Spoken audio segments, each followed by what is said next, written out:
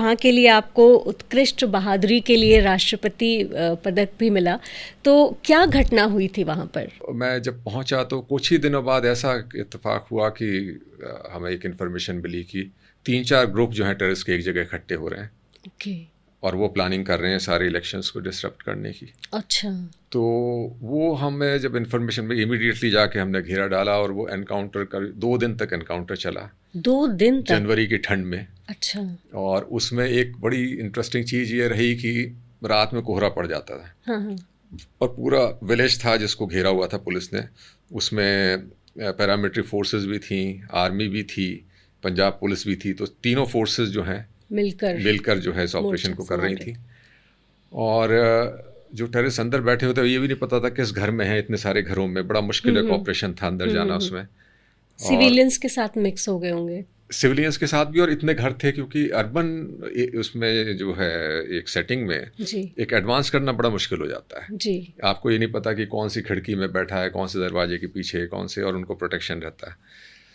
और उनका ये था कि रात पड़ जाएगी तो कोहरा बड़ा पड़ता था उस टाइम में। जब कोहरा होगा तो हम कॉर्डन तोड़ के निकल जाएंगे। अक्सर होता भी रहा ऐसा कि ना ये रात होती थी, एम्बुश भी लगाते थे तो कई बार हाथ नहीं आते थे टेररिस्ट। लेकिन वो पहला ऐसा ऑपरेशन हुआ कि जिसमें हमने एक इनोवेशन ये किया कि 500 ट्रैक्टर हमने गांव वालों के मंगा लिए। अच्छा।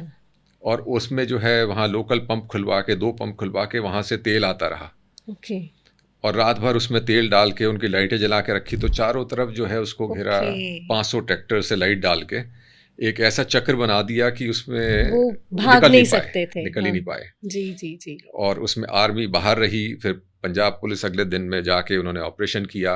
उसमें हमारे कुछ जवान भी मरे, लेकिन 10 के 10 टेररिस्ट वहाँ जो है मारे गए, जिनके पास वो भारी मात्रा में जो है ना वेपन्स, जो कि LMG, GPM और जो बड़े जो है हैवी ड्यूटी वेपन्स होते हैं।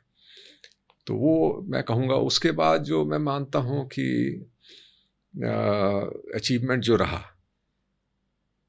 कि वहाँ पर ऐसा टेररिज्म के बावजूद भी हमने कोशिश ये की कि कोई भी आदमी ये ना कह सके कि मुझे इंसाफ नहीं मिला जी। और वहाँ पे ऑपरेशंस भी सबसे ज़्यादा हुए, लेकिन जो कहते हैं ना ह्यूमन राइट की वायलेशन के जो केसेस आते हैं वो भी कोई नहीं हुआ। अच्छा, तो स्मूथली निकल गए। स्मूथली, मतलब एक भी वहाँ का जवान उस एरिया का जो उस समय उससे काम किया हमारे साथ, वो किसी भी केस में आज तक उसका नाम नहीं आया। अच्छा। पॉडकास्ट विद आरजे नीति, सुनो दिल की।